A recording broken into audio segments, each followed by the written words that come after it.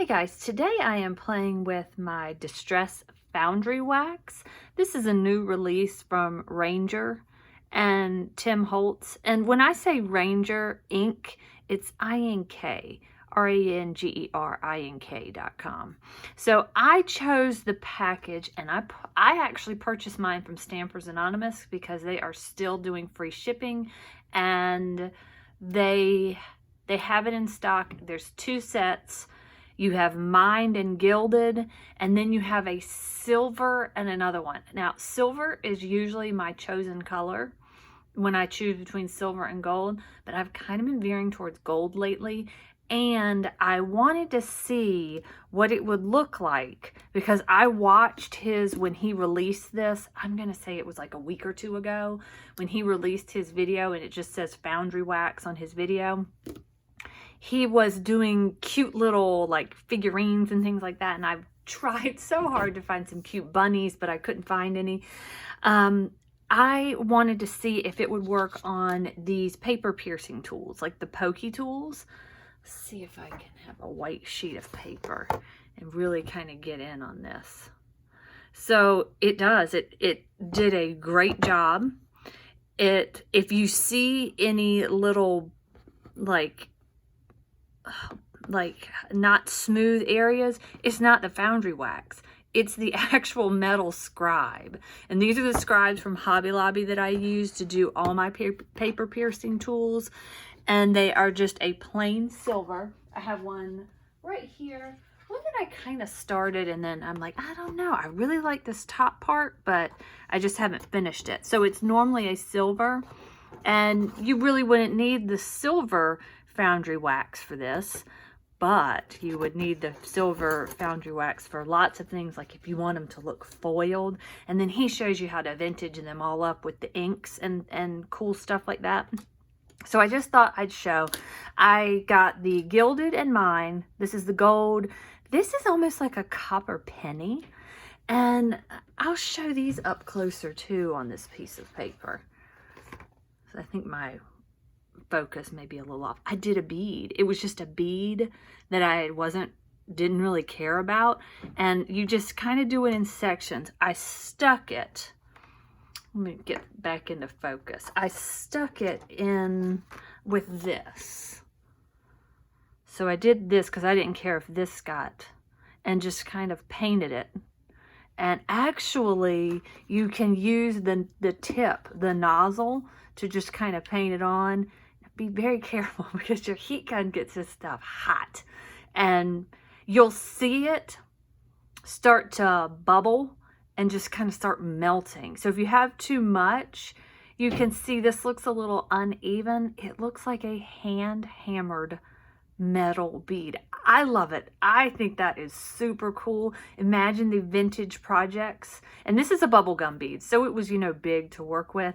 The vintage projects you could use this for, the metal numbers. You know, I also thought, ooh, I have the gears, the Biggs gear die, and I could make my own little metal looking just chipboard gears that would really raise them up off the page. So my daughter and I looked all over the house trying to find some kind of little animal. We couldn't find anything. We found a dinosaur, and I thought, would I ever use a dinosaur in a project? So I don't think so.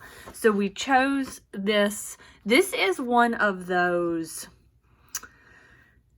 glow-in-the-dark spiders. I left the underneath undone. This is just the cheap little glow-in-the-dark spider.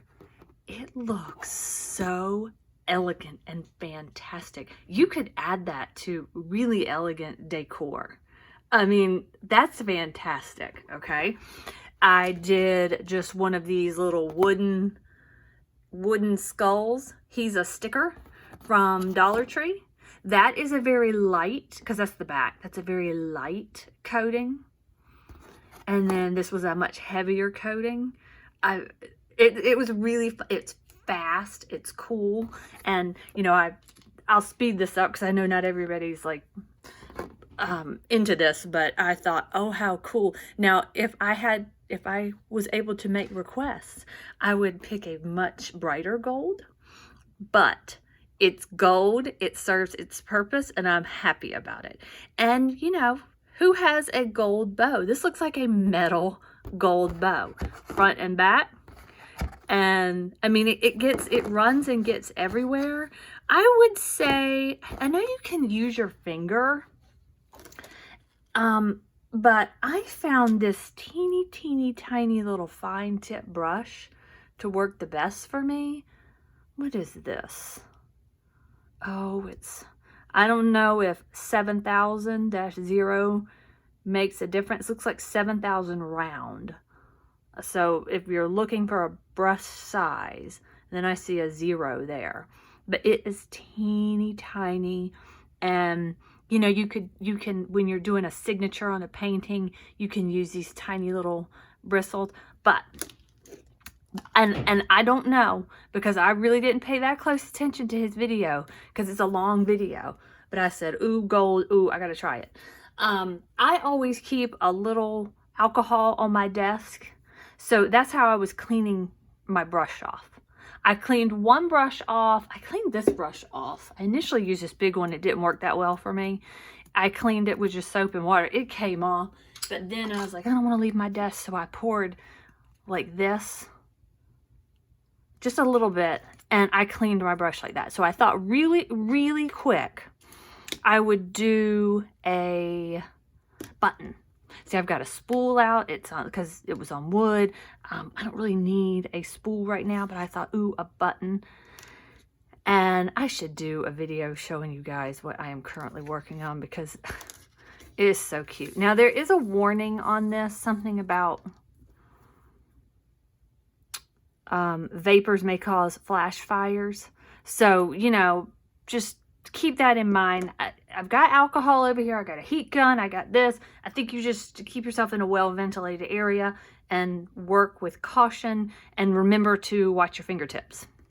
Okay, so let's see what color button we would like. I'm gonna go with this. I bought it for the Gilded. My favorite is the Mined. So, and they shake, and they all, he had said, have a different consistency. But this came in the mail yesterday. I can't imagine it's not, you know, all, it's still all good. So this is all I did. Just put some on here. And that's way too much. I need to find something else to paint. And I thought, I don't really care for that color of button for what I'm using it for. And I'm already working on Halloween projects because I'm trying to bring some things with me when I'm traveling this summer and visiting relatives. And I thought, ooh, I could do, I'm working on little dolls with that Ellen Hudson dye. And I do remember him saying, see, I don't know if you can see, but you kind of remove, the more you mess with it, you kind of remove it. But you can go back over. I had little spots that I just went back over and heated it, and it will reheat everything. Okay, so I'm just gonna do this, a quick little demo. Now, then when I was done, in order for this not to dry, I just did this in my alcohol. You know, my famous little fruit cups. Isn't that pretty? I actually poured this on a piece of paper, scrap paper, to see what it would look like. And it gives you, it's sparkly. So, see, a little spark. And see, look, it's all clean. It's all clean and undamaged. So, I'll get my heat gun, which is right here on the side. I can only go so far with it. But I'm going to hold this like that, and I'm going to warm it up. And I just warmed it to medium. And I'm going to make sure I am focused. I don't think I'm focused. Okay, sorry guys, I wasn't focused. Don't know if you can see it. It's not doing anything yet. Here it goes. It's starting to bubble.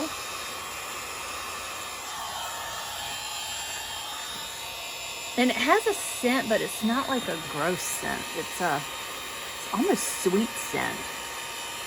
I don't think you need to move it. I just have a habit of with a blow dryer moving stuff. Okay, so now this silicone pad is heat resistant. So just make sure you're on a heat resistant pad. Okay, so it needs to dry. Now I saw him do this to cool it off. I don't know. Let's see.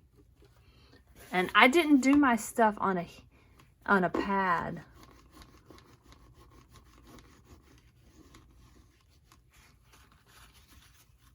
Yesterday. So look at that. So I just need to go around the edges. Let's see where. Look at that. So I need to go back around the edges, but it is beautiful. So maybe we'll look my craft mat underneath. Oops. Okay. Let's just, and it dries fast.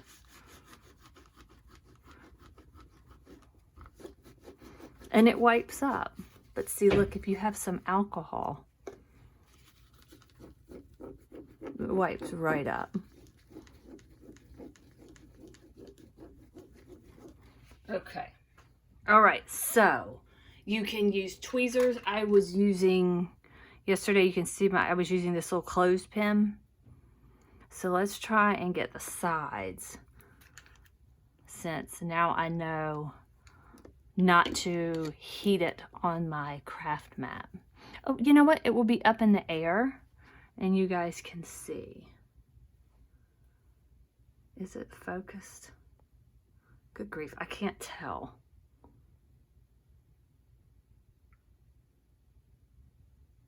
Does it want me to be down here? Okay.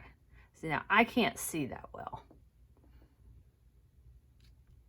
But see, look how easy it goes on.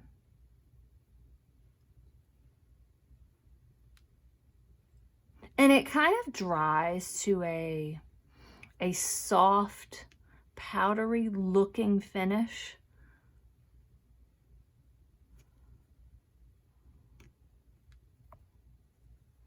And it's still damp now, but I was just rocking and rolling with it last night because it's bedtime. Everybody was asleep.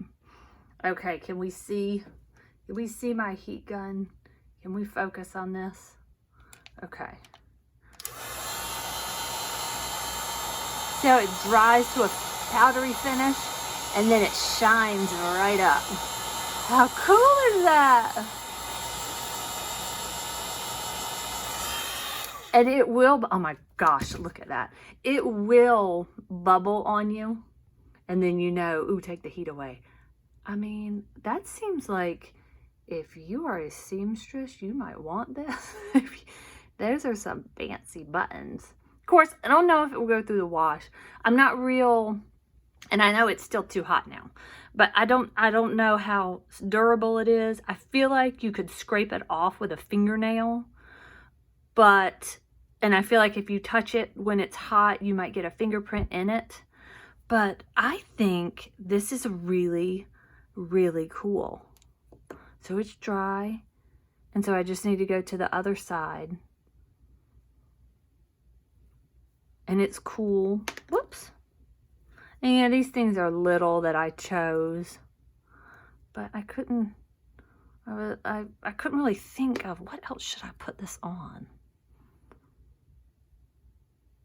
And if you really want to know more about this, check out his YouTube channel, Tim Holtz, because he, like I said, he does a whole thing on it and he tells you all the things you should and shouldn't do, and I will go back and rewatch that so I'm like a little more informed.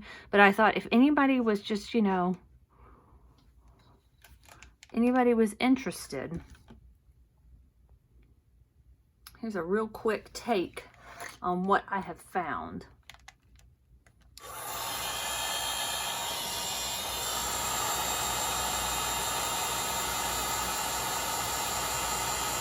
I hope you guys are able to see that. Oh my gosh, so cool.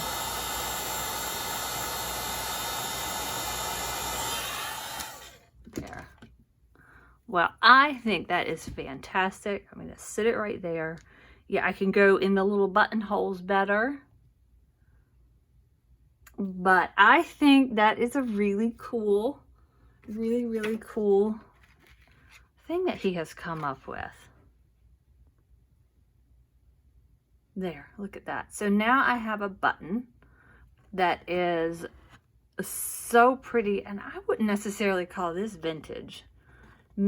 I think it would just depend on what you were applying it to. So that is what I have. These are all the little things that I have created and will just put right in my stash for Halloween. And I mean, this is so cool. And this I will probably make right away. Put something on this right away, because it's, I mean, it's on there all the way down to the tip. Look at that. So, and I did two. I did this side, and then I did this tip because I was holding it with the tweezers. This baby got hot, so just be careful. But you're gonna want something, you know, fireproof, heat resistant underneath. So probably not a good idea to put your heat tool on a piece of paper, but you know, this is just real quick, show you what I found, show you what I got. All right, guys, thanks for watching.